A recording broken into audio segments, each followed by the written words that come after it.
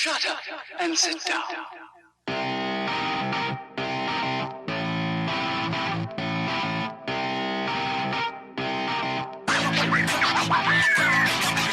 What is going on, dads? And welcome to episode 13 of the Dads After Dark Show, recorded on Sunday, June 21st, 2020. We're your hosts, Drew and John.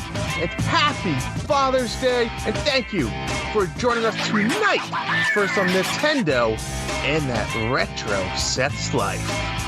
John, happy Father's Day, buddy. I hope you have Father's Day. A wonderful weekend. Tell us a little bit about what you did today. What did you do to celebrate being a dad? Because, I mean, we are the dads that store, Dads After Dark Show, Dads Podcast. And, you know, that's us. That's our name. This is like our day of glory. What did you do? Yeah, I feel like we're the dads do their show on Thursdays. Father's Day is always on a Sunday. Mm-hmm. So is this like the first dad's show on a Sunday on Father's Day? How cool is that? Figure we represent. We actually discussed if we should do this show today or maybe get it in yesterday, but it just felt fitting, the Dads After Dark, to do a show on Father's Day. Yeah, I had a nice, relaxing day, I would say. I woke up this morning. What happened? My daughter gave me an alien that she made out of clay that, like the one you bake. I forgot to bring this up. Can we talk about this first? I'm sorry to ruin your daughter's story, but we need to talk about this.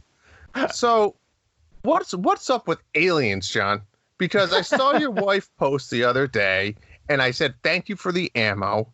So thank you, Michelle, for that. Oh, I'm glad you haven't used the ammo yet. What the fuck's going on? You're afraid of aliens? I know exactly where it starts. Do you remember?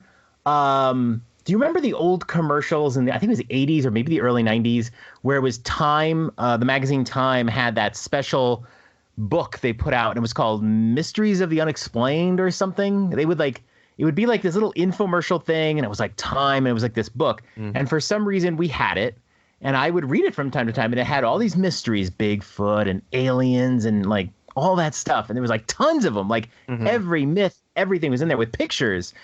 And there used to be pictures of aliens in there, and their big, nasty eyes. They used to freak me out. I mean, I don't remember that, John. I was probably still in diapers. I mean, you're old enough to be my father. So I don't remember that. But, I mean, you're afraid of them.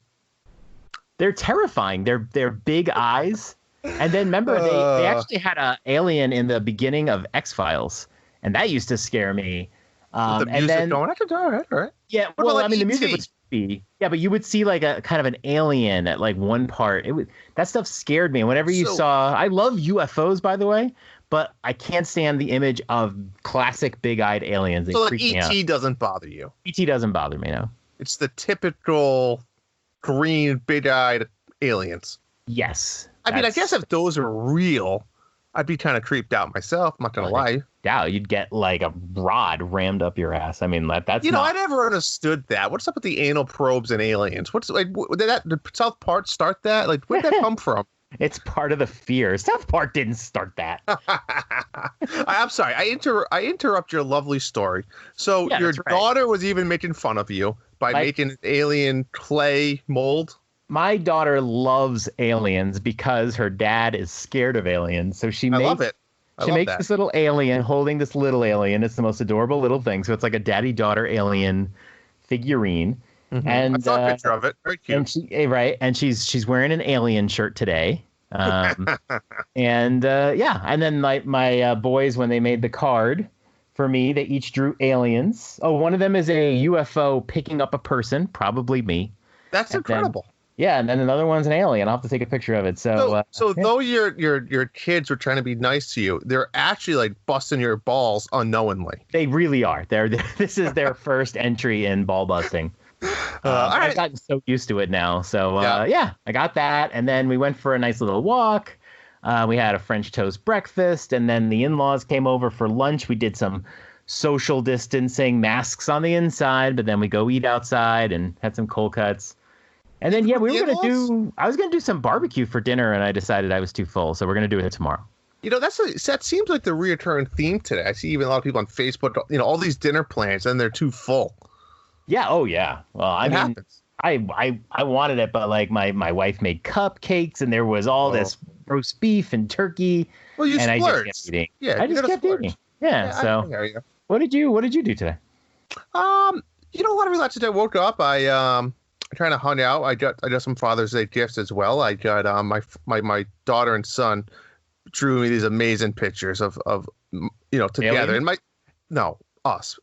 My son's 3 years old, and I'll tell you what, I was like unbelievable shots. He drew this picture of our whole family, including the dog, good old Goomba. And speaking of Goomba, I have another shit story for him later. I was gonna say, does Goomba have shit on him in the picture? No, but really cute. They got me. What else did they get me? They got me a Thanos, like big bobblehead statue, because I'm a big Marvel guy now. Thanos. Hold on. What's his name? Thanos. Wait, Thanos. Yeah. Thanos. Thanos. Thanos. Yeah, Thanos. Thanos. Depends who you ask, John. But let me tell you. What else did I get? I got I got this cool little bracelet with my kids' names on it, which I thought was pretty neat. And So your kids are not busting your balls. It's just me. They're not. No, but I got a nice dad coffee mug with their pictures on it. So very cool stuff. My wife made me some cinnamon buns. Homemade cinnamon buns were delicious. And then what else did we do? So I had a plan. So yesterday I went to the market. I bought a seafood feast. I'm a big seafood guy. Yeah. I bought 2 live lobsters. So we had for lunch, I steamed some lobsters, and so we had some crab cakes. And then Wait. Did you buy them live? I did. Oh, you mean like you boiled them alive at home? No, I steamed them alive. Probably worse. Ow. So I put them in there. Do you feel? Wait, hold on a second. Let's sit here on the seafood. Okay. I'm from Colorado. We're not a big seafood capital. Yeah. So does it make you feel bad to do that? Because my wife loves lobster tail, right? And when we go to Red Lobster and you have the live lobster in the front, I'm always busting on her. I'm always like, oh, you're going to be her dinner, because she loves animals. And I try to guilt her out of it. But to actually take a live lobster and just put it in a pot and close the lid would feel horrific.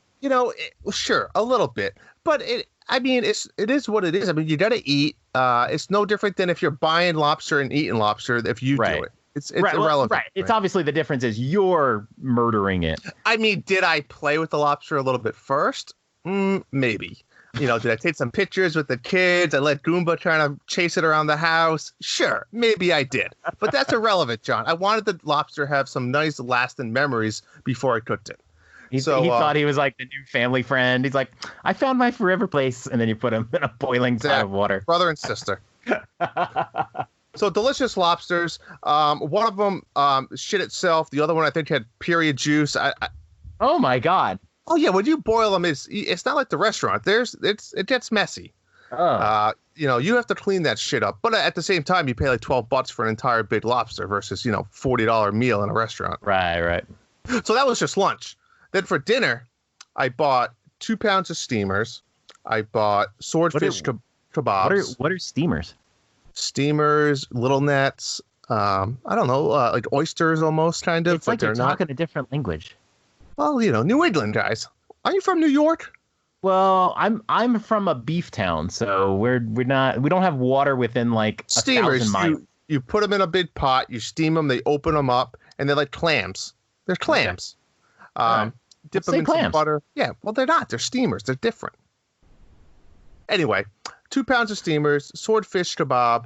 I got some shrimp. I made myself some roasted garlic potatoes and corn on the top. I didn't get to eat the steamers. I'm saving them for tomorrow because too much food. Got some ice cream later. It was a fun day. Wow. I watched a lot of golf on the TV. Nice golf tournament going on this weekend for the PGA.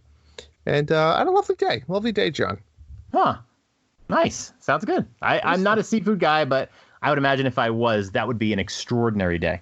It was extraordinary. Yeah, it was. And I cooked it all myself because I don't mind.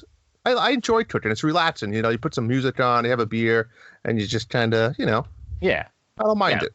Right. So my wife was like, she's like, I feel bad. Do you want me to do something? I was like, no, you can just kind of do the dishes as we go and clean up. So she did that and helped out. That's nice. So yeah, that was it. But I have to talk about something because you did a thing. You did a thing. Did a thing. Without me. Yeah, it was great. It was a fucking marathon. I'm not gonna lie, I didn't even listen to it because I could turn. You gotta listen, Drew. I will. I'm sure you guys bashed me left and right. I'll get to it. I will get to it. I had a really busy week for whatever reason between work and at home. But I will listen to it. But at the same time, I mean, I'm not a PlayStation guy. But tell everybody, tell the fans, what did you do? Well, the PS5. I mean, look, I love console reveals. I love buying new consoles, especially like the first time you get one. So I was really excited about the PS5 reveal, and I know I wanted to talk about it, and that night Nintendo Dads, they did their show, and they had some editing issues, and I couldn't listen to their coverage of PS5. And so that day I was like, I want to do a PS5 episode. We talked about doing bonus episodes with Dads After Dark. And I knew you're a Nintendo guy. You don't give a crap about Sony or Xbox or anything. I asked you if you'd be interested. You did. Like, I appreciate that. Yeah. And you're like, hell no. So, yeah, I gathered together Brian, the famous Brian S., and Dan from Dead Crossing. And, the three of us, we're not like running a Sony podcast here. We're not Sony experts. But all of us play. Talked about it for a while. Well, yeah, all of us have a PS4, and we're very interested in it. So what's the final verdict of you three? I mean, are you guys on board or off board? You know what? In terms of console reveals, it was a very good reveal. They actually had several very exciting games. Not everyone's going to find every one of the games exciting, but Horizon Zero Dawn 2, Spider-Man, Miles Morales, and I would say maybe Ratchet and Clank, new Ratchet and Clank, and maybe a Gran Turismo 7. I mean, between them, there's something that's going to be very exciting to someone. So I think that was a good announcement. After it was over, and after a couple days of reflection, that Miles Morales game is not a full game. I still think it's exciting, but it's more of like a Torna thing. I think it'd maybe like a 15 to 20 hour thing, which is still great. Horizon Zero Dawn, excuse me, is not going to be coming out until 2021. So it's easy to get lost in what had to be their biggest title of the launch lineup of the games they showed is not going to be out till 2021. So in the end, we looked at what were the launch games, and I forget them. It's like whatever. There's a bunch, Godfall and whatever. And really, it's going to be Spider-Man Miles Morales is going to be a really fun time for people who get their PS5. They're going to beat it in like 2 or 3 days. And then the rest of the lineup is kind of bland. So I don't know what the PS5 launch is going to look like. It really gives, I mean, look, it's a big package. It's going to be a great system. We're talking about getting rid of loading times, which is exciting. That's one of the most exciting things about the Switch. And does that come out this Christmas time, this December? No, it's going to come out probably mid-November. Sony and Microsoft are kind of having this little game of chicken where nobody wants to commit to the time or the launch date or the price, especially the price. Because I believe full force Microsoft is going to sell their console $50 to $100 cheaper than whatever Sony announces. This is they need to get back in the game. They actually lost. PS3 beat out 360 in the end. PS4 destroyed Xbox One. Microsoft, they're too big a company. They're too rich a company. They are not fucking around. So I think what's going to happen is Sony's going to announce their price. Xbox is going to go, good, we're $100 cheaper. Go. I think Xbox has the leg up with Game Pass. But PS5 had a great little announcement. That system's going to be really good. But I think all three of us said, maybe we'll get a PS5, but definitely not at launch. I mean, it sounds like you just summed up the whole 3-hour episode. I don't have to listen to it anymore. No, we went through every game. We went through every game, and of course it took forever. And then we kind of went through the system, and it we were, poor Brian. Brian was up. It was like 1:30, 2 o'clock in the morning. But none of us really wanted to stop. And if you just want to know about the PS5, man, listen, we covered it, I think, pretty good. Good. Pretty proud. Well, that's out there for anyone that hasn't seen it yet. Yeah, watch it. Listen. What else we got going on, John? Not too much. We've got some extra news. E3 has been canceled. A lot of different companies have done several different online shows, so it's not as fun as it was. I love E3, man. I mean, I'm sure you do too.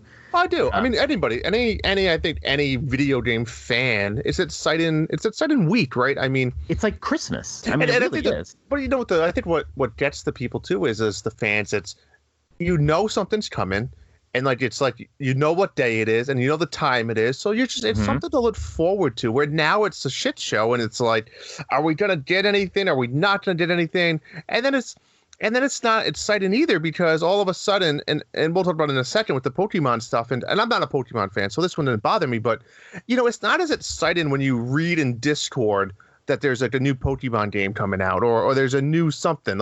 I want to watch a presentation the same time you're watching a presentation and be like, yeah, whoa, I don't want to just read something. It's not the same, and you catch, it's like old news, happened 2 hours ago, but you were busy at work or you were doing something. But if it was E3, you would have been like, hell, I gotta make sure I cancel my meetings, I gotta shut the door of my office, and I have to pull this up on my cell phone so I can watch it. Absolutely. So it's just a different feel when it comes to that type of stuff. Well, I mean, they've got them scheduled and whatever. You're just not prioritizing, I think, well enough. Well, maybe I just don't care, because it's not anything. It's not Nintendo. I'll tell you what. When the PS5 announcement occurred, I watched it, and then a half hour in, I had a meeting that was starting, and I had to put the thing on mute. And I'm listening to this meeting, and it was the most boring meeting, and I'm sitting there watching it on mute, and they announced Demon Souls Remastered, and I was shrieking in my room because that was a big game for me. So, but yeah, no, I didn't get super excited with some of these. Usually with E3, I'm there to watch Nintendo, and then I actually really liked Ubisoft's, and I'll watch some of the others where they're going to announce games for the Switch. This time it's been a little I find out about them the day of or a day before. I don't know. So the one we had this week was Electronic Arts doing their presentation. It was just so boring. It was horrendous. And Sony did this where they kind of extended their console reveal for over an hour. EA's was I think over an hour. It was way too long. You can tell they were padding it and putting filler in constantly. It's look, just do a 30-minute or a 20-minute presentation and make it exciting. There's no reason to make it an hour. And they put filler in it. Just go. When Nintendo does their directs and they'll say it's 30 minutes and you're like, oh. Yeah. But at least it's filled with stuff. It's nonstop. Yeah, I hear you. Absolutely. EA was pretty bad, but the one announcement people were waiting for was Apex Legends because I'm going to play. I mean, Apex Legends just another one of all these other same games. Yeah, it's like the Fortnite for EA. Yep. It's Paladins. It's all of those games. And I mean, yeah, a lot of people were waiting for it. Justin's been talking about it for 14 years, coming out on Switch. They finally announced it. I'll tell you what, though. I just got to pause here a second, Drew. Fuck EA. Fuck them. Okay. I am so tired. EA has been such a shit to Nintendo. I will never forget when the Wii U launched. They did a Madden game. They did a couple other games from their selection, and then they just stopped. They were done. Yeah, but they have the right to do that. Oh, sure, they have the right to it, but I have the right to tell them to fuck the hell off, because what happens is on the Switch, they've never really come to the Switch. We got I think. So let me ask this: if they came out with a brand new MLB game tomorrow, you wouldn't buy it for the Switch? I wouldn't buy it. Nope. Yes, you would. No, we own Unravel 2. I didn't even know EA did that, and I didn't buy it. My wife bought it. Blaming the wife. But no, I will. But fuck them. I mean, when they said some things about the Switch and all that jazz. It's I don't want your games anymore. And now look who comes crawling, right? So they have Burnout Paradise that just came out, and they're trying to sell it for $50. $50. The game is 10 years old. I get that, but it goes back to Apex Legends. Is what? How old is this game now? I don't think it's that old. It's very active and very popular right now. So no matter how old it is, I mean, Fortnite is considered old now, but I mean, it's still popular. But here's the thing: they announced Apex Legends. They announced Steam, then they announced Apex Legends coming for Switch, and then they're it's coming in the fall. It's where is it now? They should have been building it a year ago. Why isn't it not here now? That's the thing that pisses me off. EA has been so late. EA makes games. Put this in mind. EA makes games for Xbox One, and the Switch outsold the Xbox One in just a few years. Okay. Well, I mean, but where is your representation on the Switch? It's ridiculous. So they have 7. They said they're going to have 7 games for the Switch by the end of the year. So in the next 6 months, we're going to get 7 games. One of those is Apex Legend. One of those is Burnout Paradise. And there's, I think, 5 more. As far as I know, there's 5 more we don't know. Didn't they already say they were doing a PGA Tour game? All I know is there's supposed to be, I think, 5 games that they haven't announced yet. PGA would be one of them because they said that, right? Okay. They announced that. So who cares? I mean, I know you care. I care. I know, but like, when was the last time we had a PGA Tour game on a Nintendo platform? Nobody fucking cares. Tiger Woods 2000 and whatever it was, 8 maybe for Wii. Was that before like he got divorced or like got a golf club thrown in his car? Hey. Don't take away. I'm sorry. I can't talk ill of We Tiger. can't go down there. I know. Who doesn't? But how come The Sims 4 is not on Switch yet? Do I think Sims 4 is one of these games? I think Sims 4 is one of these games. Because EA, I mean, as stupid as EA is, if they don't realize that as people roll off of Animal Crossing, having Sims 4 there would be amazing for people. So maybe it will be. They don't have it. They didn't even announce it. So I don't know. Well, I know how to work you up next time. I'll just bring up EA and we'll just go on a tangent. Well, then you play an EA game and they make you log into EA servers. I hate that. I won't get into it later. I wouldn't know. I don't play any. Well, I just don't like that. Ubisoft does that with some of their games too, where you log into the Ubi servers. I just want to play the game. Let's leave me alone. This isn't a PC, So do you want to talk about Pokemon Presents real quick or no? If you want, I honestly don't. I will say one. Let me say one thing about it. There's 4 announcements. We already know them. Okay, Pokemon Smile toothbrush, Pokemon Cafe Mix that actually comes out Tuesday. Which is what, like almost like a puzzle type Tetris-ish type game. Yep. Yeah. It's a puzzle game. They announced a new Pokemon Snap, which was very exciting, even though I never played the original. There was a date for that. There was no date. No date for Pokemon Snap. Okay. It's called the new Pokemon Snap. No, I watched the trailer. Is that all they showed on it? There was no information on it? Yeah, that was all they showed on it. Okay. I only look at that. As you know, I'm not a Pokemon guy, but I feel like that's a game that both of my kids should get into because they watched Detective Pikachu. They really liked the movie. They know a few Pokemon when they see them in the stores and stuff. So I feel like that could be a good game for some kids. Yeah, and the game puts you on you're on rails, so you're going through the level on rails. You're not moving, but you're just rotating and taking pictures as you go. You're it's like being on a Disney roller coaster. Yeah, that's staring perfect. Around. Yeah, young kids, absolutely. They did announce, which is funny. They announced another Pokemon Presents for Tuesday. So that's cool. There's another one. It was like Inception Pokemon. Very curious what they're going to announce on that one. But whatever it was they were going to announce, they didn't want to mix it in with the rest of this. So it could be something pretty chunky, yeah. But I want to say this. Pokemon Smile is a game for your mobile phone designed for kids. It's an AR experience, and you brush your teeth. That's what you do, and they gamify brushing your teeth. And I got to say, I love this game. I've been playing it. I've been posting videos on our Twitter account. And I love it because I think a lot of adults don't brush their teeth for 2 minutes. You're supposed to brush for 2 minutes. Nobody brushes for 2 minutes, right? Mm-hmm. Nobody. Like if you brush your teeth for 2 minutes, write the show and let us know. So it's a timer. Prove it. It's a timer. But if you brush your teeth well, a Pokemon appears, and the better you brush your teeth, I'm not sure of this, but the better you brush your teeth, the better the Pokeball you get. So, for example, today, a Lickitung appeared, and I got a Master Ball, which, if you know, a Master Ball never misses. So I was super excited. I would not know that. I would not know that. I had gone a couple days without catching one, so I was very excited there. It's really cool, and I know Marty gave Pokemon Smile some shit on the Nintendo Dads podcast. But here's the thing. My wife and I have been concerned that our kids are not brushing our teeth well. And I think their teeth well. And I think a lot of other dads have that concern when you say, did you brush your teeth, at night? Did you go brush your teeth? If you have older kids, really. Yeah, yep. Did you brush your teeth or whatever? They go, yeah. And you can always tell when they're lying. And we're worried that they're not brushing their teeth well. And now all of them have this app on their iPad, and we tell them, go get Pokemon Smile and play through it.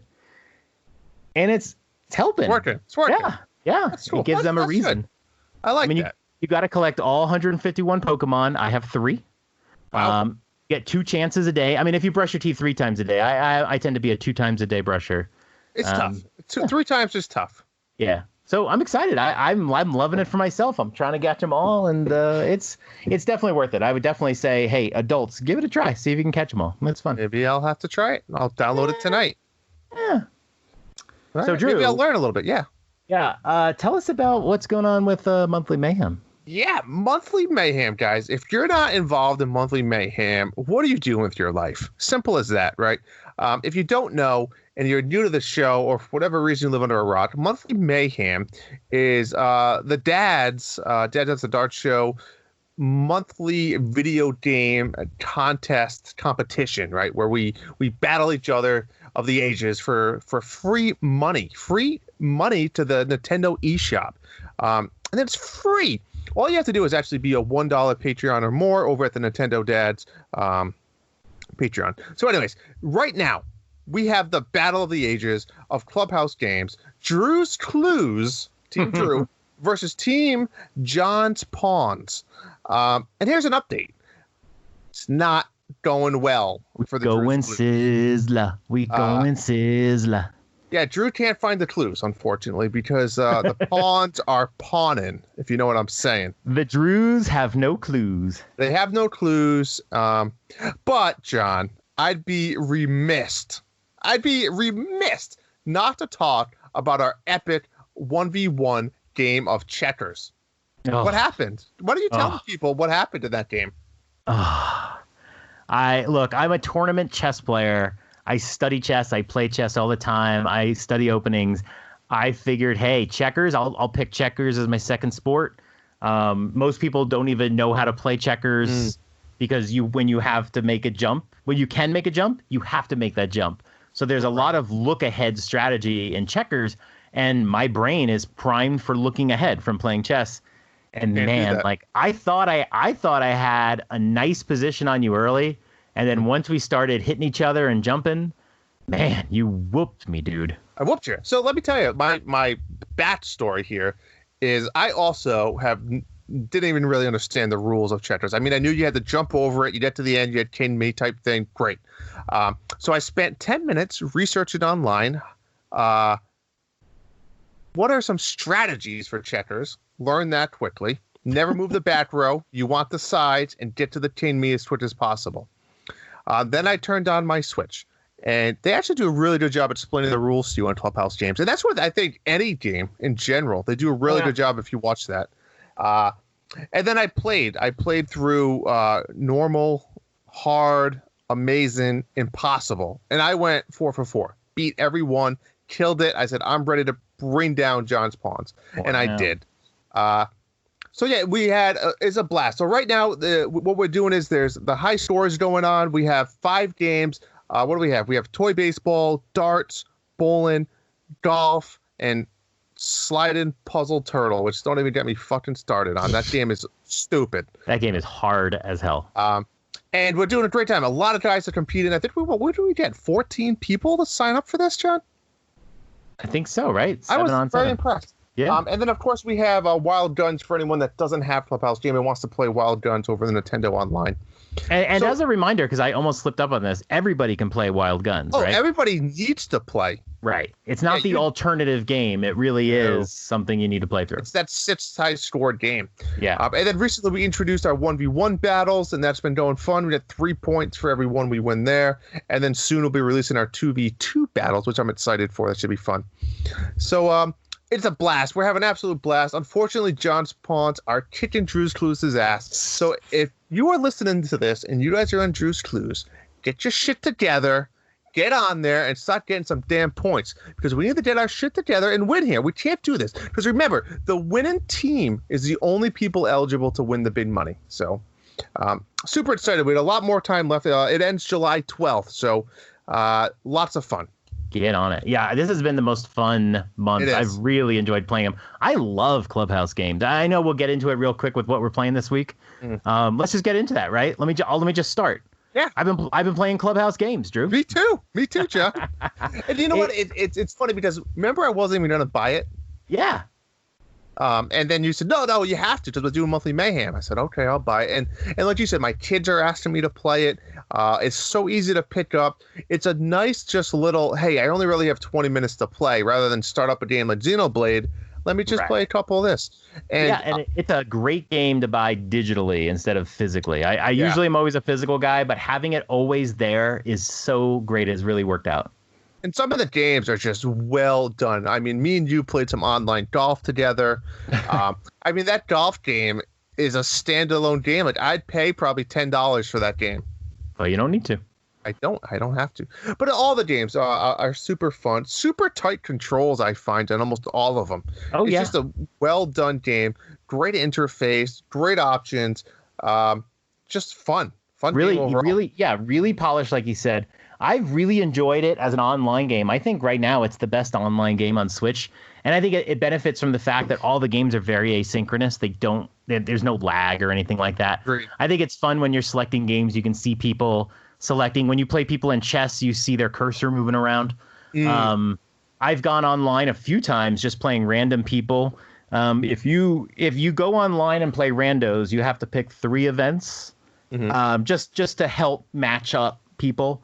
And I like to go on and try to play some chess, but I have to pick some other events.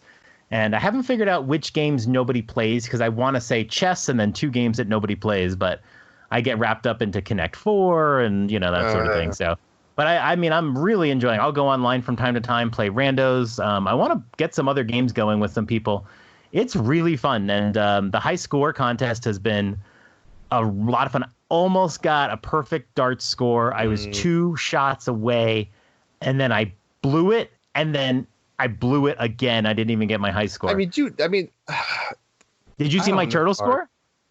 Yeah, I sent a little GIF there for you. I know. Oh, my turtle score. I thought I blew that game too, and I looked down, and my score was like 700 over. Let me ask you: is the secret to turtle is to get combos, or is it just to get as far and long as you can go? Yeah, when I had played several times, I got close every time, and I kept dying. It was really frustrating. The game that I got my high score in, I just thought I lost like early on, and I looked down and I had 2480, and it was because of the combos. I think the 2 levels that I did, I got through them really quickly. So I didn't get as far in as I had done previously, but I kept comboing. So a combo is when you get the orb, and then the very next tile is another orb, and then not another orb. Not necessarily the next no? tile. No, it doesn't have to be the next tile, but it has to be pretty quickly. Okay. I think you can speed up the turtle too to try to get it there more quickly. Oh, that's smart. So yeah, I but gotcha. it's still very hard. There is some luck involved. Like I'll have a couple levels where I get a lot of straightaways, and then you just keep connecting them together, and you get that combo. A lot of levels, John. I've never gotten by the first level. Yeah, well, there's levels. What happens in further levels? It just every time you finish all the gems, it just refreshes the gems. It doesn't change the level. You just continue, but several of your panels get gems again, and you just keep going. Nothing changes. Are all the tiles the same regardless of, or is every game a new tile? I think the tiles are randomized. But if I restart, I might get a better, it's kind of like the wind in golf. If I restart, I might get a better start. Yeah, I think so. Oh, okay, cool. But it's hard, and every moment that I'm playing that game is stressful. So, like, I got the high score right now, and that's it. I'm not playing it anymore until someone beats my score because it's a lot of stress. But definitely love Clubhouse. I finished Xenoblade Chronicles. Let's talk about your other ones first. So I want to talk about Xenoblade too. So what else? Oh, okay. I'll wait on that. Do that one last. I played through Rime. I think I don't know if I mentioned this last time, but I don't know if I got my Xbox One. The Cyberpunk limited edition. I love it. It's so sexy. The controller is it has like scratching and stuff in it, and it's all part of the controller. Yeah, but you must have had a little bit of night breakdown when you saw that. It's like funny. Like I try to keep my controllers mint, and it's like, what is this? But the nice part is, if you do mess up that controller, nobody would know. So There's even like little shiny bits on the controller as if somebody was playing and eating food. And it's so weird. Like, I was like, God, it doesn't feel like a new controller. I do want to say about the Xbox One, though, I don't like the controller. Of all the 3 consoles, I don't like the Xbox One controller. The triggers don't feel right. The buttons are just like rounded. I don't know. I don't love the controller yet. It's fine, but I don't love the controller yet. But anyway, I finished Rime. So like I said, I'm not buying any games for this system. I'm just playing Game Pass. And Rime was on Game Pass. So this was a game that we had on Switch, but it had massive technical problems. I did not want to play it, so I didn't buy it. And then they put out their patch, their big patch, and it happened to be on a big sale at Target. This was like a while back. So we bought it, but I still didn't want to play it. I heard it was still not great. My wife played through it. She really loved the ending. Then I had my son play through it, and he got really emotional at the end, but I didn't see what happened. I was at work. And he was just really emotional, and I asked him how it was, and he was like choking up. And this is the first time I've ever seen my son like choke up about something. So I decided to play it on the Xbox. Hey, let's get past the technical issues. So it became, oddly, my first Xbox One game. I can't say that I loved it. The game was, I don't know, and it still has technical issues, even on an Xbox One. It's not programmed well. But I gotta say, man, the ending. Boom, man. That is a game that isn't the greatest game in the world, but man, what an ending to that game. So it's, it was about 6, 7, 8 hours, maybe. It's not a long game. But it was good. I don't know if I'd recommend it, but yeah, what an ending. It choked us up. And then my wife wanted to see me finish the game. And like, we're in our office and she's on the floor, like wiping tears. I'm wiping tears. We called Sebastian down, and it's just like we're all just kind of like tearing up and whatever. It's got a great end. So, wow. Yeah. So, continuing now with Xbox One, I haven't started it yet. I am going to be playing Nier Automata. I mean, it's just. I mean, what is this? I have been waiting to play this game for quite a while. It's not on Switch.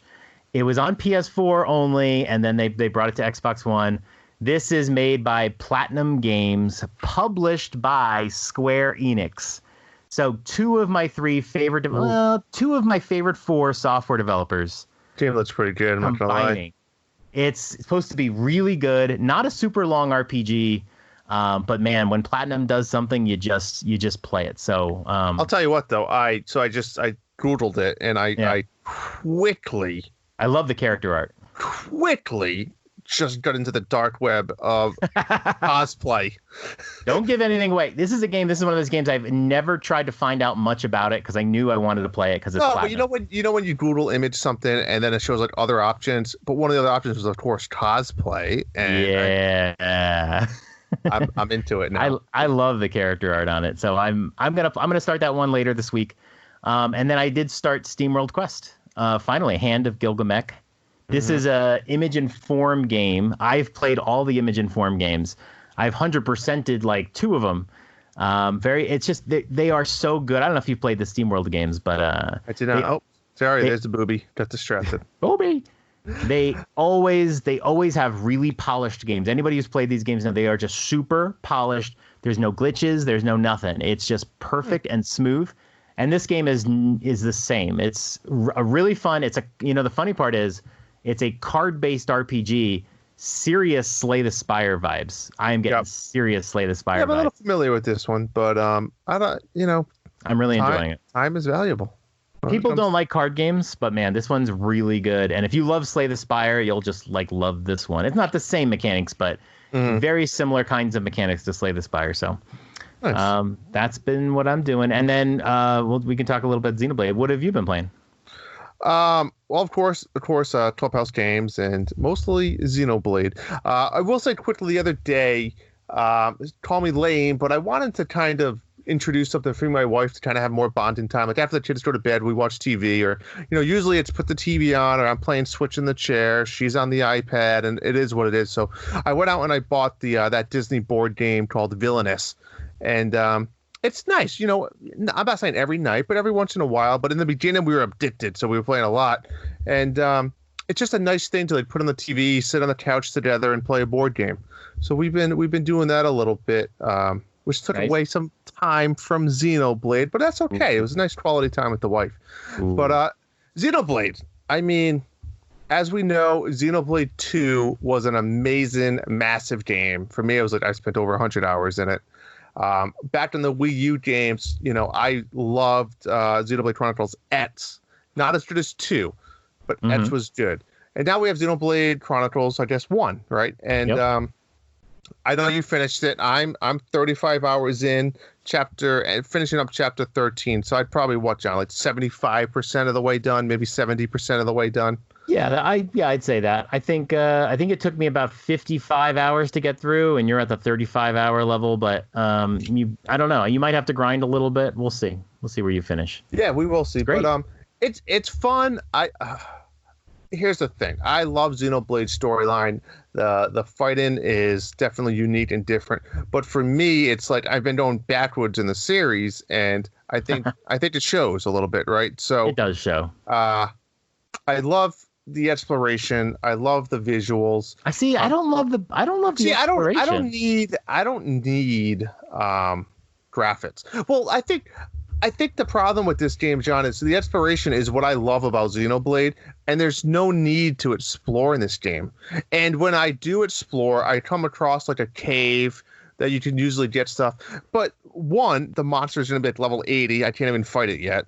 Or two, if I do find something I can beat, it's usually very unrewarding. You know, it's like, oh, you found a spicy mushroom. I'm like, I don't know what the fuck that does. Like, well, I don't need it. You know, so you can put it on a pizza. Yeah, maybe.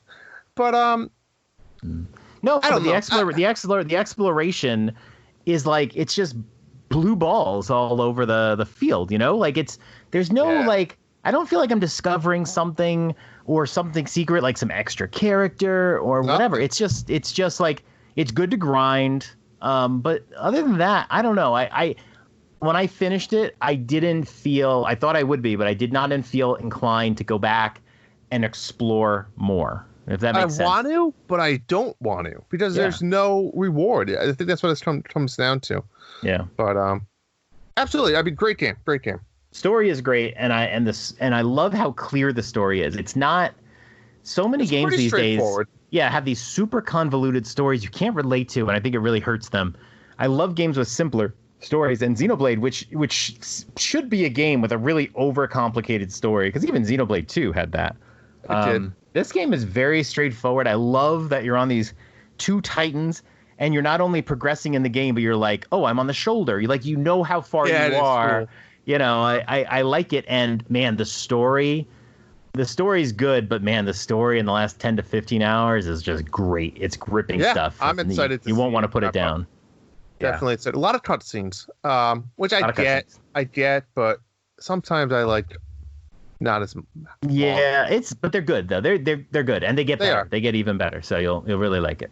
But, all right, that's it. Should we move on to the main topic? I think we got a really cool main topic this week. Let's talk about it.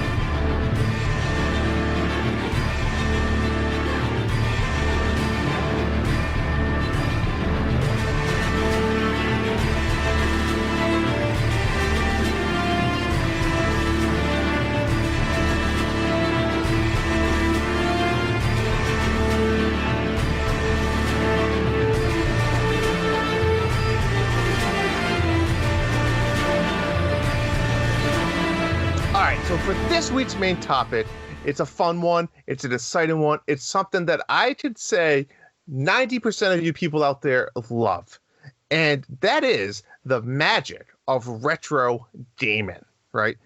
This should be a topic that we could talk about for hours on end, if not days, but we're going to try to dial it back a little bit and kind of put a limit on it.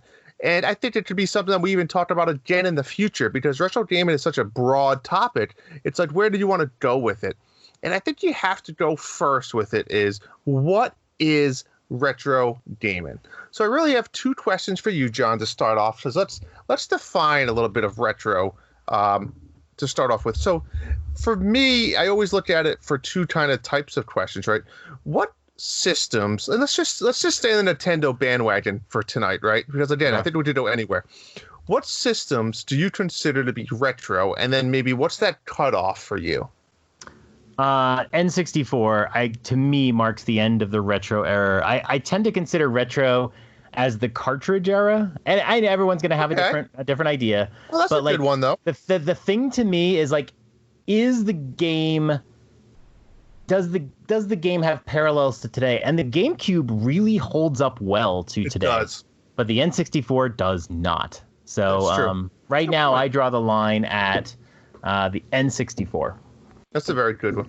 And then would you say to that similar type question is, do you relay or consider retro like a certain style? You know, like is it the 2D platformer? Is it 16-bit or 8-bit? You know, is there a certain style that you consider retro? I feel like when I think about the portables of Nintendo, I think of Game Boy Color as retro. And then I don't think of Game Boy Advance as retro because it just looked really good. And those games are still very playable today. But like Super Nintendo games are still very playable today, but I still call those retro.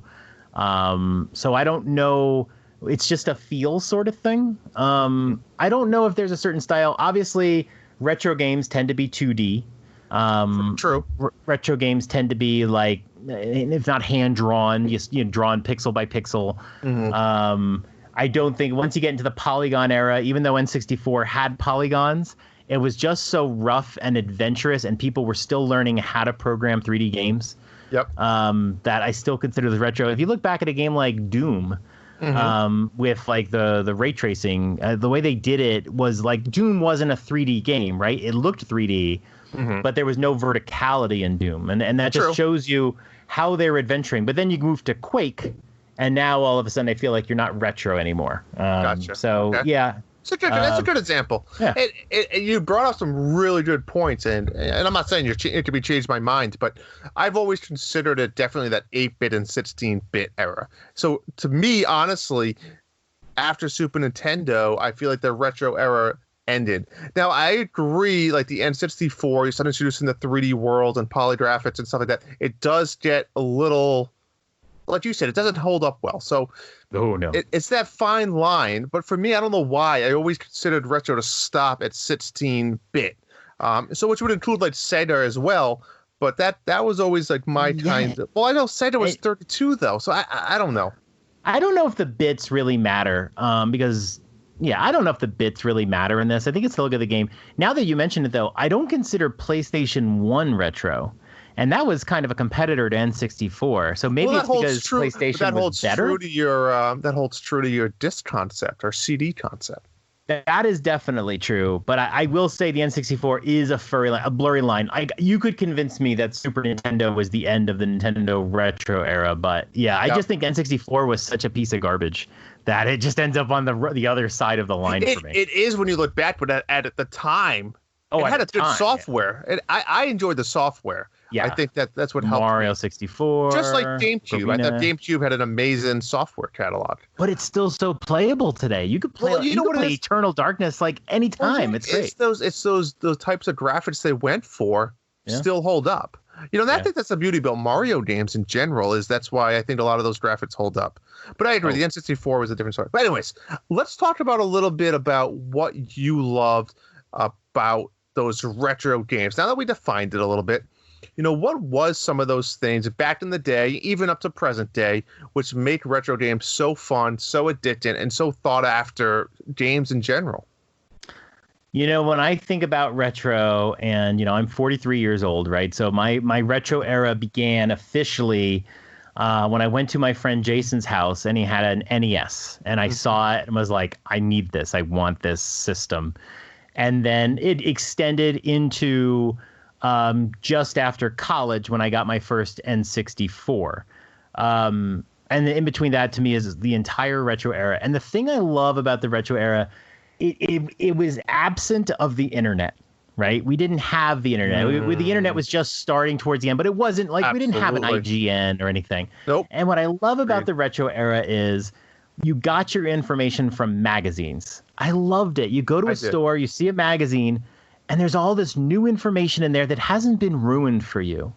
And then when you get the game, there's all these little surprises that you find. You're like, oh, I unlocked this character. Oh, look at this level that you just didn't see before.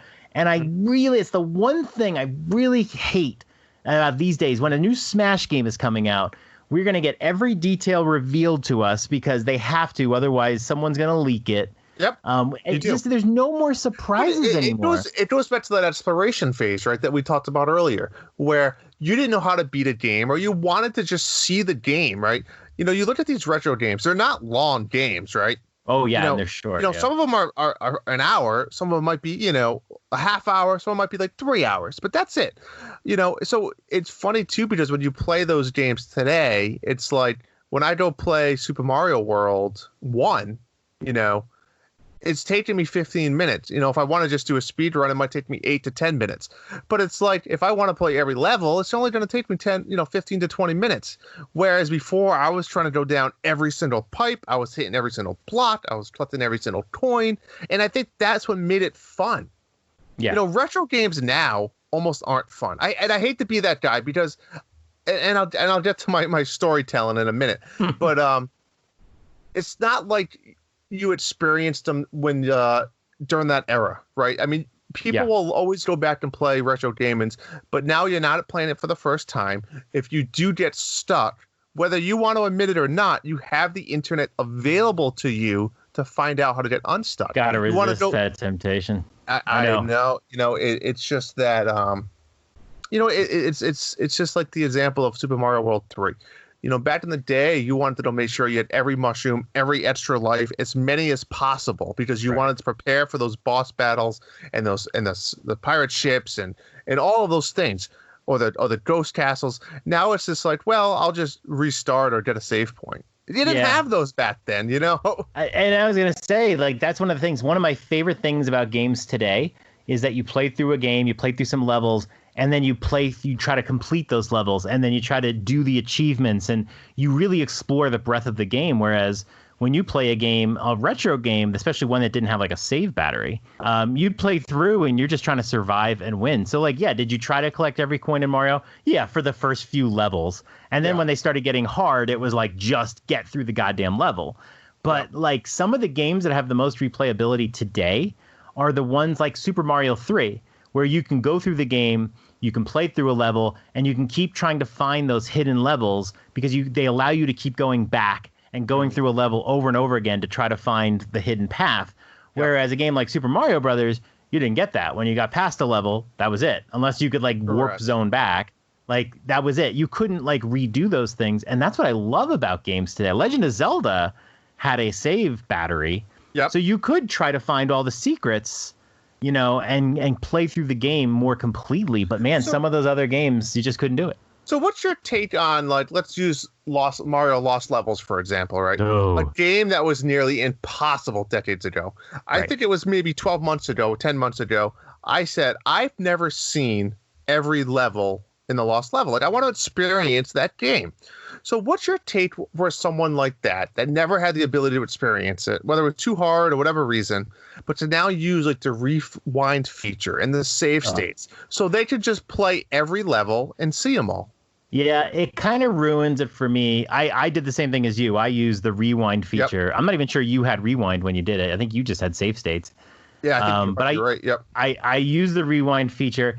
It makes the game come very boring when you take the challenge out of it like that. And the game is challenging. It is. My son probably still wouldn't be able to get through it, even with rewind. But when you take the challenge out of a game, I think it makes it really boring. However, I knew going in, I wanted to just see the levels. And I did. And I'm glad that I got to experience all the enemies in the game and all the kind of maneuvers in the game and that sort of jazz. But it did ruin it for me. I mean, it's super hard. Like, you might play a retro game and go, I'm not going to use rewind. I'm going to play it pure. And if I beat it, I'm going to beat it on my own merits. And then once you get really, really hard part of the game, you're like, all right, I'm just going to use the rewind here and fight this boss again because it's late. I need to go to bed. And, it's impossible not to cheat your way through it. And a good example is that, I remember a while back, I think before Monthly Mayhem, where we did our monthly tournament, we did it with Ghosts and Goblins, right? we didn't have rewind. I don't think rewind feature was even available then. No, there was no rewind, definitely. And we said don't use save states, whether we can prove people or not. That's irrelevant. But we wanted you to play through that game the best that you could. Yeah. But that did have a save state automatically built in for like checkpoints, right? Yeah, it goes. I mean, yeah, you basically can play that game with unlimited continuations, so you don't even need. Yeah, I was able to play through that game without save states. I did use save states just to pause my game in between sessions. But because it had unlimited continues and the levels are pretty short. Yeah, that game it didn't even matter. I mean, if you had rewind, you could play through it a lot faster because every time you died, you can just rewind a little bit and keep going. And it would ruin it. But yeah, like that's a game that gets ruined because beating that game and accomplishing that game is about playing it the way it was intended. And yeah, it's frustrating. And you were the only one to beat that game. I tried like hell. I just couldn't. I made it to the end. I just physically couldn't do it. I had beaten the game before, so it wasn't like I'd never beaten it. Okay. I'd beaten the game before, so yeah, I'm good with like platform games. It's just my game. But I had beaten it before. It's hard. It's hard. So John, let me tell you a story, and then we can talk about it. All right. This is what I like to call the phases of retro sets life. And I need you to bear with me for a minute because I have one page of written notes on this. This is actually the 7 phases. It's not the way to sell a piece, Drew. That's going to take forever. It's entertainment, John. It's entertainment. So I went off and I compared the love of retro gaming. And again, this is not for me. This isn't based on my life, but this is what the 7 phases of retro games compared to someone's sets life. All right, because that's what we do at Dad's. We compare sets to video games. I mean, it's just natural for us. So phase 1 is called introduction phase. And what it is for the retro world, it's, you're introduced to video games. Your friends start playing, they start talking about them. You're still learning, like, what is a video game, right? Meanwhile, equivalent in your sets life, you hit puberty, you start learning about it, a little bit about sets. You're interested in girls or men, and you're not really sure yet. It's that introduction phase, right? Phase 2 is the exploration phase. So you start getting into maybe your first home console. Maybe you start doing some hobbies. You start saving up for some new games. You're asking your friends for advice. You're really exploring what the video games are, right? Same thing with sets. You get your first girlfriend. Maybe you get to second base. Your curiosity's starting to rise. You're starting to think you like this a little bit more. Then the addiction phase comes. So phase 3. Retro gaming, you can't get enough. You never want to stop playing. You're staying up late. You're breaking, those rules. You're having just loving life. You can't get enough video games. Same thing with sets, John. And you start having sets for the first time. You're sneaking off behind your parents. You're having sets in the car. You're just addicted to it. It's like that love of it. The love of it. It's a passion of retro games and sets, right? I don't know if I had sex that early in the retro lifespan, but keep going. Okay, phase 4 is the cheating phase, John. Right? Whoa. Cheating phase. Whoa. Okay. Well, retro. You start getting into new graphics, new games, new consoles coming out, online video gaming. The retro gaming is slowly getting pushed to the back burner, and you're out there looking for new stuff. Same thing with sets, maybe a little bit. You're exploring all of your options now, right? You maybe have a one-night stand. Maybe you start looking at porn a little bit. It's that cheating phase away from what you normally knew. It's like your podcast partner's mom. Sure, if that's what you want to say, John. Phase 5, the settling down phase. Ooh. You decide on a single console. You're a Nintendo guy. You start maybe coming back a little bit. Now you're like, I missed the retro stuff. I'm going to start collecting it. Your gaming time in general starts to become a little bit more limited. So you have to choose smartly. Same thing with sets life. You're into a long-term relationship. You're still having a lot of sets, but it's really with one person, right? You know, it's you're really taking in that, and you're just having a fun time with your life. Phase 6, the forgetful phase, Sean. Retro games. You had that collection you just started doing. You start selling your retro games. You don't have time for it anymore. You're moving on. Retro games aren't really that cool. You don't really know, you're running out of time. Same thing with your sets life. You have a family. You have kids. Your time's limited. You're not having sets as much as you used to. It's not, chanty or anything. You're getting it when you can, and you're happy with it because you have a different lifestyle. Same thing with video games and retro.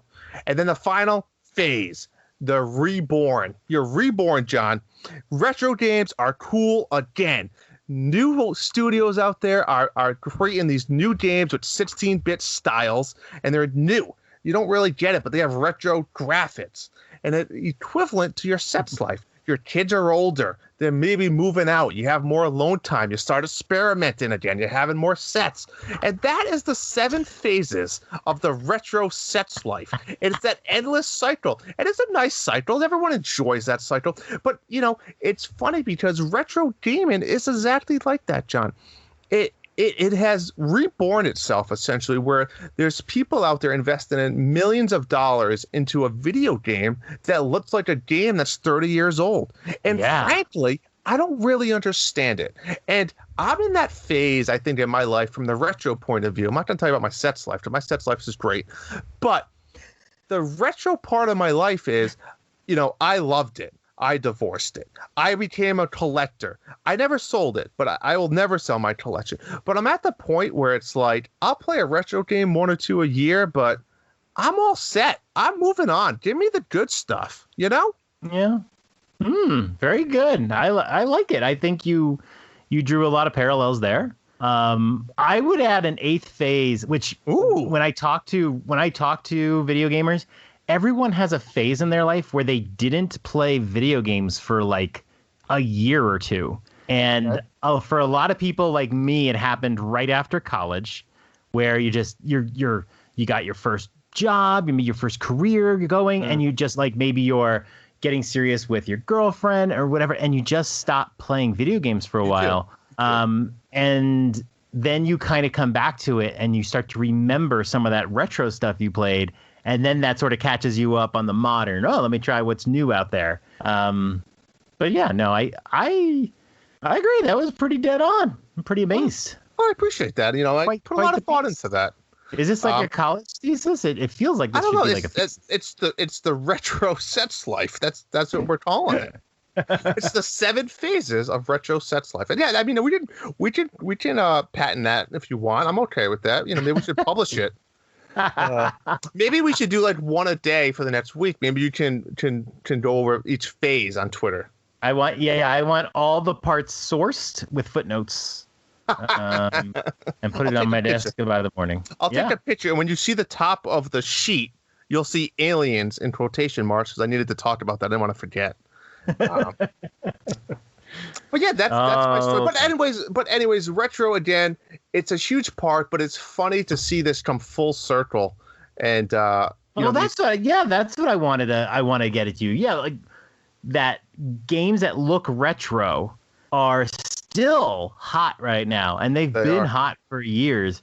And I object. I love it. I feel like when I was collecting Amiibo. I was collecting Amiibo because I love Nintendo. I love these characters. I love the boxes. I love the figurines, especially as time has gone on. They just look amazing. And I've had several people say, oh, these things will be worthless in 10 years. Everyone thinks they're going to be worth so much money. And I'm always like, I don't care. I'm not selling them. I'm not buying these for profit or business. I'm buying these because I want every freaking one, and that's it. But you see that all the time. They get compared to the Beanie Babies and all that jazz.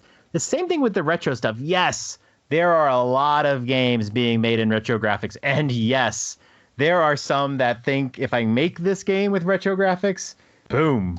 I'm in it. But it's like you're not. These are not. Let me ask you this, though. Do you think they're making these games for? I look at it for two reasons. One, are they making them because they think that's what people want, or two, because it's cheaper to make? I think it is, and I wouldn't underscore the talent level. There's a lot of skill that goes into making it. I agree. I think the style just looks amazing, and we tend to have memories of NES and Super Nintendo games in our heads. Sometimes they look better than they were. A lot of the games, we remember them at a better resolution than they were. We don't remember all the flickering that's going on. Mm-hmm. We don't remember all the slowdown and all that stuff. And so when you play a game like that now, that looks better, that has no slowdown or flickering, it's amazing. And I mean, I can definitely name a few like retro style games like Dead Cells, Curse of the Moon. I mean, there's just Shovel Knight. I mean, there are some incredible games. Some of the best games, Celeste, which is one of the best games I've ever played, is right up there. And some of the best games in my life are not even retro games, retro style games. But let me ask you this: like, let's use Celeste for example, because I've played that, and I played through the whole game. Great game, great story. If Celeste was the same 2D type platformer with, let's just say, like modern graphics, that drawn style. My point is that I don't think the retro part of that made me like it more or less. I think it was the gameplay and the story. No, I disagree. I don't think it might still be good. I don't think I would love it as much as I do if it wasn't for the retro style to it. I don't think that's true.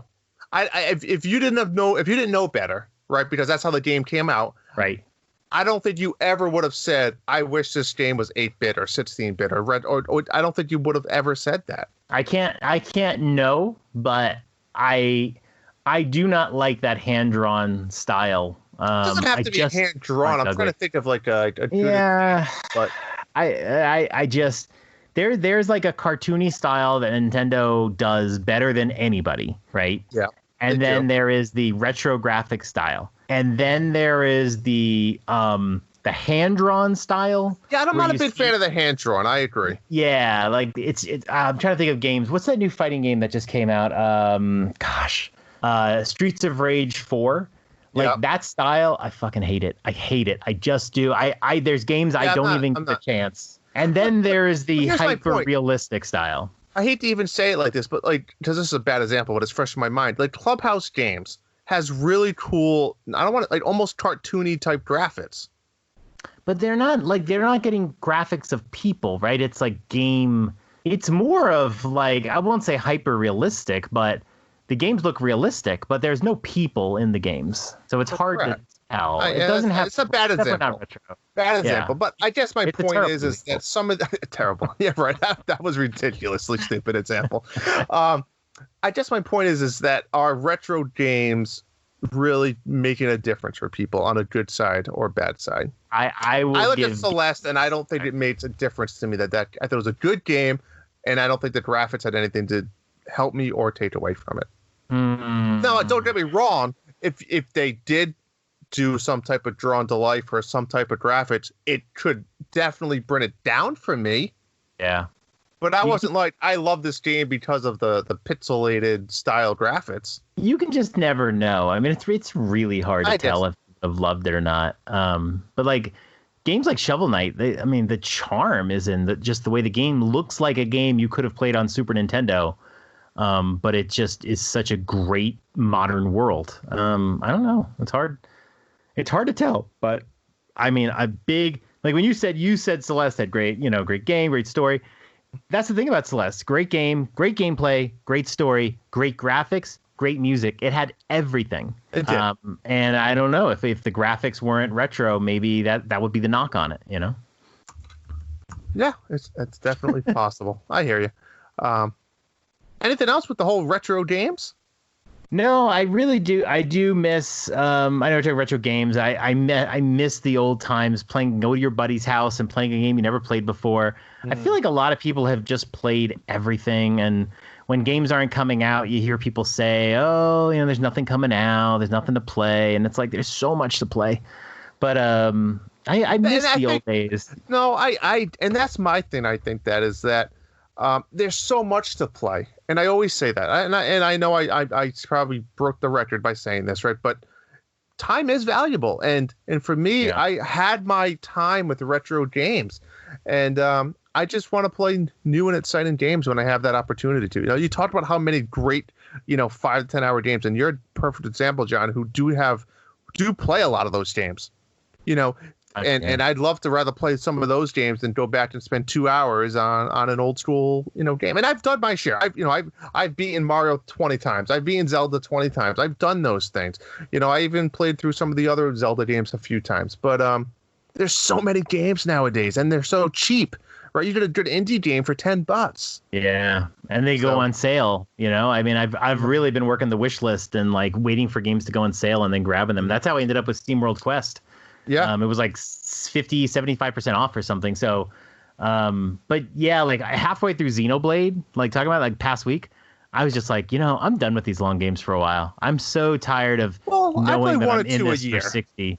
I think 1 or 2 a year are good. I mean, maybe 2. I think at least 2 a year is okay. I mean, luckily Xenoblade 1 isn't a 100-hour game. That would have hurt. It's not. Can be, but it's not. Yeah, and if Breath of the Wild 2 comes out next month, you know what I mean? You're going to be in all of it out the window. Yeah, right. Who cares? You're playing. Yeah, I agree. But I like you said, the time is limited. And I just don't like being stuck in a game. And sometimes I play games and I start like getting into a mode where I'm just trying to finish it. And that's not where you want to be. So not to get too off topic, but the retro games have a lot of these retro games, even the retro style games, are all much shorter. There's not like 60-hour retro style games. So that's another big part of them. I love, and like I think we mentioned this the last episode, I love a game that's like 10 to 15 to 20 hours. You roll the credits, and then you can play another 20 hours and do achievements or finish up the game because you feel like you could just stop whenever you want to at that point. Yeah. Whereas like if the game is 40 hours. Yeah, like if a game's 40 hours, like I couldn't finish Xenoblade before the credits. I started and stopped the game twice before. So it's like I'm playing to the credits and it's like, and it took 55 hours. So I love the size of a retro game. Absolutely. And like I said, I think there'll be more topics of retro in the future. This was just kind of one high level-ish type, I think, topic we wanted to kind of talk about. So yeah. All right. I mean, I think that's it for me for retro for now. I like the sex thesis. Let's move on. We have one listener question we'll get to. Yeah. Let's take a look.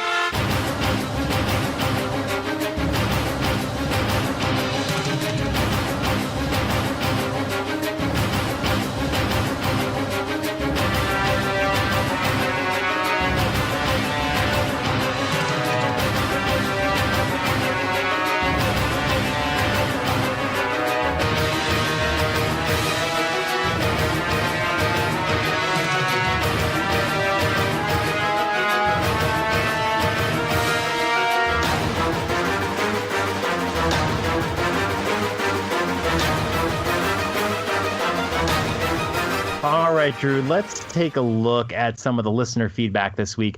I did want to point out today's Father's Day, and we're doing this episode while we're celebrating the day for us. I did put it out there just asking people for Father's Day stories, and we did get one response I did want to go through. This is from at Auntie, and he said, I'd say watching my 2-year-old win a match in Smash Brothers. 2-year-old? Incredible. I'd say watching my 2-year-old win a match in Smash Brothers, although handicaps were used, but he calls the game Monkey because he only plays with DK. He always chooses to fight Pikachu, Robot, which is either Rob or Samus. I love Rob. He's so good. Dragon, which is Ridley, Dr.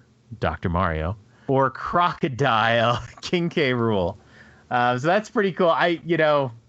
Obviously you got to have some serious handicaps for a 2-year-old to win. He didn't say if the 2-year-old beat him or somebody else, but that's a cool story. I think a lot of us growing up, we played video games and now we're sharing that with our kids and seeing our kids, like some of the moments we've talked about the dads, we've seen a few of them where their kid beats a game for the first time or plays through a retro game that they played as a kid is like significant moments. And then I said earlier in the episode when my son beat Rhyme and was like choked up about it, I was like, wow, because kids do not get choked up about things. And that was like the first time I felt like, wow, he's gotten choked up. He got really emotionally invested in a game. That was a pretty cool moment. Yeah, absolutely. So thanks for that, Auntie. We did get one question. Let's throw this question at you, Drew. This is from Mecha Dragon 101, a favorite of the Nintendo Dad's family of podcasts. Here's a question for your next podcast. Based on your segment about Gerard, what do you qualify as completing a game? Is it getting all the trophies, getting literally everything in the game, or just when the game tells you that you basically did everything? And let me clarify, first of all, we did talk about Gerard. We talked about his, meltdown over episode Persona 11. 5. That's Yes. episode 11, Trophy Husbands. Quick update, he did the review on Persona 5. So cool. But yeah, so I think we talked about this a little bit before, but let's just go through it again real quick. What do you qualify as completing a game? Yeah, high level. Like I said, I mentioned that in episode 11, but I'm just going to say, for me personally, I consider beating the game is rolling credits. That's it. I don't care if you did 1,000 achievements, if you did one, if you did 100 side quests or one side quest. If you roll the game, you beat the game because I could then talk to you about Xenoblade, about the entire storyline, right? Like you said earlier, I could put 55 hours into Xenoblade. I could put 400 hours. But at the end of it, I could go talk to you and say, oh, that part when that happened, and you would know what I'm talking about. I'm not going to ever come to you and say, hey, remember that side quest when you had to go do this and that? Oh, yeah, that was cool. So for me, it's just if you beat the game, you beat the game. I mean, that's pretty much it. Now, it gets tricky when you talk about, Clubhouse games. For me, you can't. That's not an unbeatable game. No, you can complete that game. Well, for me, I'm saying I would consider that. I know you might technically be able to, but for me, that wouldn't be a game you would go beat. Correct. Let me go with my definition real quick, but let me come back to that. I think one of our first episodes in Dad's After Dark might have been the first one, might have been the second one, but I wanted to make it a topic, but then time passed and we didn't. But Mike Matei, who is the buddy of AVGN, had tweeted one time and said, you didn't, if you're using rewind features, save states, stuff like that, you did not beat the game. Okay. And it was controversial because you're going to get a lot of people that say, hey, you should play the game how you want to play the game. Who cares? Blah, blah, blah, blah. And I agree. But I agree with Mike Matei as well. I think you should play a game the way you want to enjoy the game. No one should be able to judge you for beating the game. I finished Xenoblade Chronicles on easy mode. I got to the second or third to last boss, and I was I knew I had to grind, and I said, you know what? Just gonna put it on easy mode. I'll tell you what, it wasn't easy even on easy mode. But we go back to Mario: The Lost Levels, right? To me, if I just want to enjoy the game, if I have to fight the same boss 13 times, or I have to leave and go grind for 5 hours where I come back, that's not fun. That's like a chore. At a certain point, it's a chore.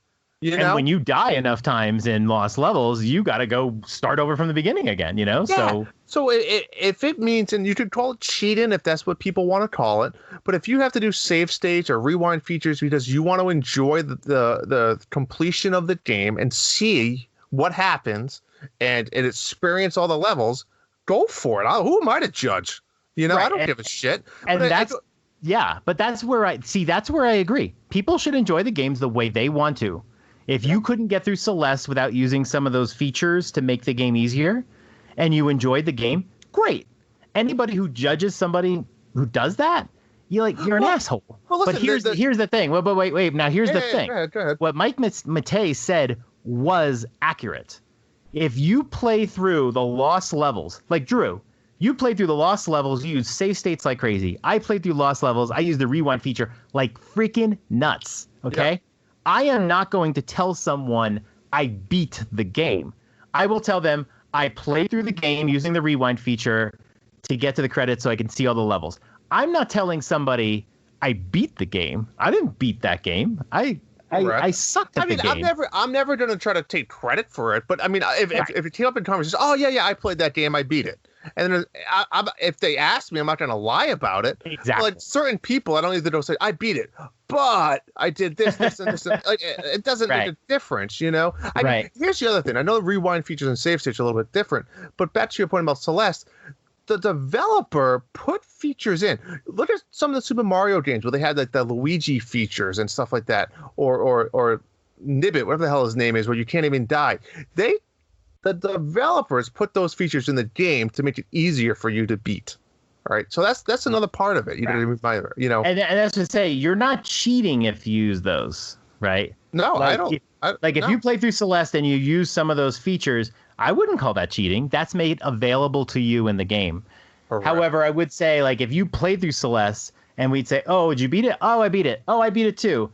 Did you use those other features? But really, once I asked that question, did you use those other features? I'm an asshole now. That's being an asshole. It doesn't need to be. It doesn't need to be asked. Right. It's a snobby feeling, pretty much saying, I didn't use them. Did you? Like, I'm better than you. Exactly. And I don't think that's what Mike Matei was saying. I think he was just saying, you can't go around saying, I beat a game. And I remember when he did that, I proved the point I brought up Mike Tyson's Punch-Out, right? Or I guess it was Mr. Dream, right? Yeah. And I used the code to get right up to him. And 8 minutes later, no practice, nothing. 8 minutes later, I beat Mr. Dream. Now, I have not been able to beat Mike Tyson since I was a kid, okay? Yep. I was playing on a CRT. I had more time to invest, and I had just a better twitch, right? I'm not going to tell you that I beat Punch-Out that day. Like, no way. If I didn't have the rewind feature, I would have gotten like my clock cleaned in the first minute and a half, and that's it. So I'm not going to say I beat the game. But if that's how I enjoy the game, or if I feel like I wanted to get through the game and I couldn't, and so I use the rewind features, then that is perfectly legit. Nobody should criticize you for that at all. I mean, I agree. If you're going around doing that and posting a picture on Twitter of you rolling credits and saying, I just beat the game, I get it. But at the same time, I don't give a shit. Like, good for you. Who cares? Now, if it came up in conversation, I'm sure I or you, whatever, would be like, oh, yeah, I beat Mr. Dream and I've beaten all the other people, but I've never sat down from the start and beat the game as it intended to be beaten. Yeah. That's the difference. And it is what it is. But and it's evolved, too, because when we were kids, if somebody said they beat, like, Mega Man, you'd be generally impressed. Well, there's no other option. There's no way to cheat.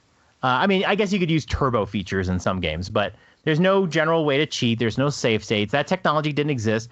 And a lot of those games are really fucking hard. Yeah. Nowadays, there's no modern game where someone goes, I beat it. And you're like, wow. There's nothing. I mean, there are some famously hard games like the Dark Souls games and some of the Dark Souls-like games and all that, and some of the roguelites. But there's nothing that I like somebody says they beat and I'm like impressed. So it doesn't matter. Well, I'd be impressed if you told me you beat Enter the Dungeon. Yeah, and I did say some of these roguelike games are really freaking hard. So maybe I'd go, oh wow, that's pretty good. But I'm not going to be blown away. No. Modern games are not made to be impossible. The developers want you to beat them. They do. They want you to beat them, and they want you to play the DLC.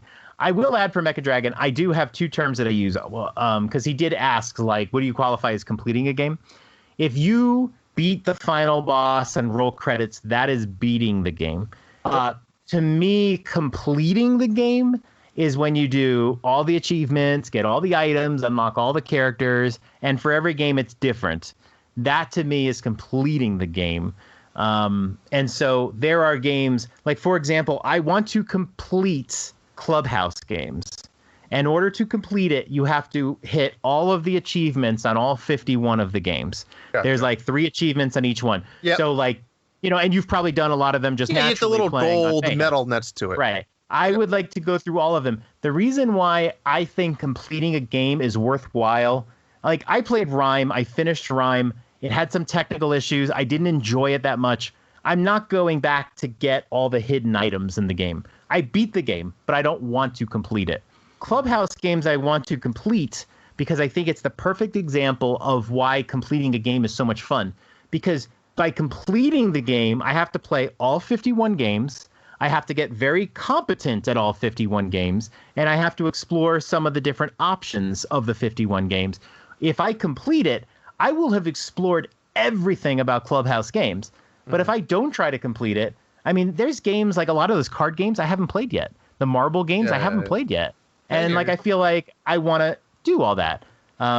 And a game like SteamWorld Quest I'm playing right now, I plan on completing it. I plan on finding all the chests, doing all the levels, and doing everything.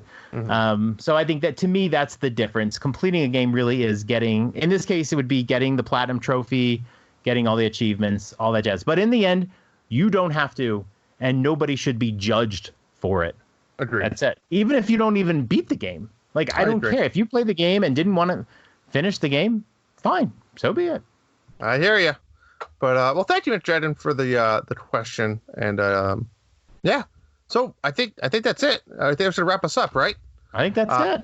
We want to, again, as always, thank the Nintendo Dads for letting us be part of the big Nintendo Dads family of podcasts. You can help us out by subscribing to the Dads After Dark Show podcast on all of your favorite podcast apps or feeds. And again, as I mentioned earlier, Nintendo Dads Patreon page. And we have our own Dads After Dark channel. So again, join Nintendo Dads Patreon, and you pretty much it's identical to joining ours. And that's the Dads After Dark channel, and let us know, and we can talk about what's next or questions or all of that stuff. That's where we talk about monthly mayhem and all that fun access. You can follow us on Twitter at N, like the letter N, Dads After Dark. And that's probably the best way to get out and reach out to us if you're not on the Discord channel. John, why don't you tell us about what's coming up the next couple of weeks? Well, we've got an interesting week this week. There's not much coming out these next 2 weeks, but tomorrow, or Tuesday, rather, Duke Nukem 3D 20th Anniversary World Tour. This game was announced a week ago, or I don't know, it was very recent. I think it was last week. So this is like the original Duke Nukem 3D, which I loved as a kid. I think everybody who played it as a kid loved it. It's not Duke Nukem Forever. Duke Nukem 3D. I think this is really factor into your retro conversation, which is how playable are these games now? I feel like a lot of people are going to buy it. They're going to load it up. They're going to be like, I'm going to relive my childhood. They're going to play 10 minutes and they'll never play it again. But there's going to be a lot of people that do that. So Duke Nukem 3D. And then Ninjala comes out June 24th. That is a big game. I know a lot of people in the Dads community are excited about it. This is the Splatoon looking game. Is that free to play? That, I think it is. I'm not really interested in it. I'm not sure, actually. No, I think you do have to pay for it. Maybe I'm wrong. I don't even know. I'm not really interested in it myself. But Ninjala comes out June 24th. It has been canceled. Or not canceled. I'm sorry. It's been pushed a couple times. So it's finally coming out. And then per the Pokemon Presents last week, they announced there's a Pokemon Presents this week. So that's going to be actually very interesting. I think they're going to announce something pretty big. They could have just announced whatever they needed to announce on the Pokemon Presents last week, and they decided they wanted to do a whole Pokemon Presents on something else this week. I don't know if that means, could we possibly be hearing about the next mainline Pokemon? I don't think so, because they're still doing DLC. I'm barring something random like a toothbrush game. I think this is going to be showcasing the next DLC now that Isle of Armor is out. Yeah. They figure give everyone a week to play Isle of Armor, and then the next Pokemon Presents will be the next DLC, some more details. Or, and I'm really hoping for it, let's go Pikachu to Johto, which would be the second gen Pokemon Let's Go. I think Casey DeFreitas and NVC said it should be called Let's Go to Johto. I loved Let's Go Pikachu. I really loved it. I completed it. Really loved it. I really want to see the second gen in there. I was really kind of hoping they make that just like a DLC expansion or something, but if they make it a whole game, that's fine too. So my fingers crossed for that one. I would definitely play that one. All right. Well, thank you everybody for listening to episode 13 of Dads After Dark. Peace. Good night, Dads.